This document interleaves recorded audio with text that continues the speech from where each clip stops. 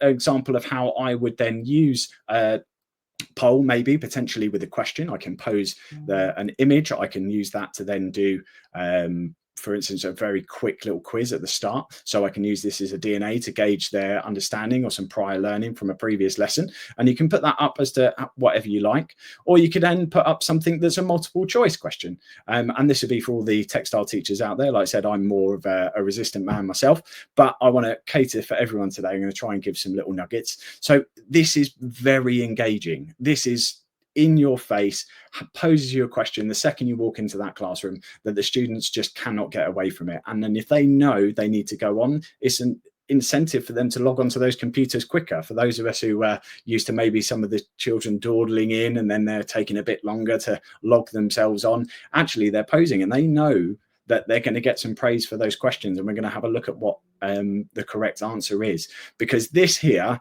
is slightly different. This is a quiz. And the reason and how I can tell that as a quiz is because it's got this submit button there. So the polls used to give me the percentage on there.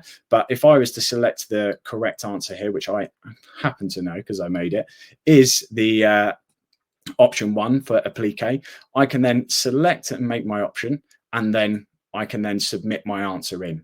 And then what that will do is that will then give me a breakdown afterwards. So I'm going to come out of presenting because I'm going to show you how I can check and see those answers. So this is here. This is how you would put the presentation together. This is a live element as a poll. And if I select that at the top there, I can see the responses and see what's been coming in. So this is going to give me a breakdown of who has been selecting. So I can see instantly, again, very quick, don't need to download it, don't have to open and save a Excel spreadsheet or anything. I can see the person's name if they're logged in. If you're anonymous, don't worry, you just come up as anonymous. But with your students, it will give me their names and then it'll tell me the option that they've chosen. I can then view those responses. I can go into a little bit more detail of when they did it, whether they got that correct or not.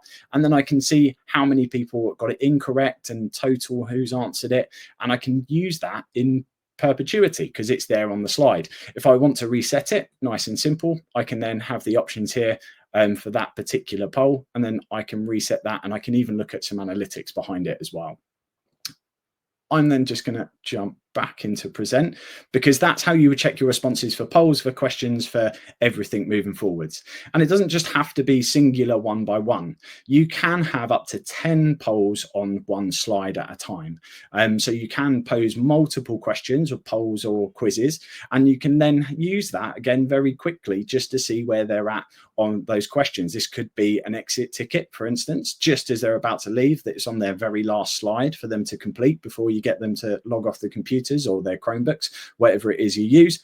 But you can then go back in and check all those answers. So how you use that is completely up to you, but it's just a low stakes way of collecting information from your students. And that's just instant and it's in your slides. So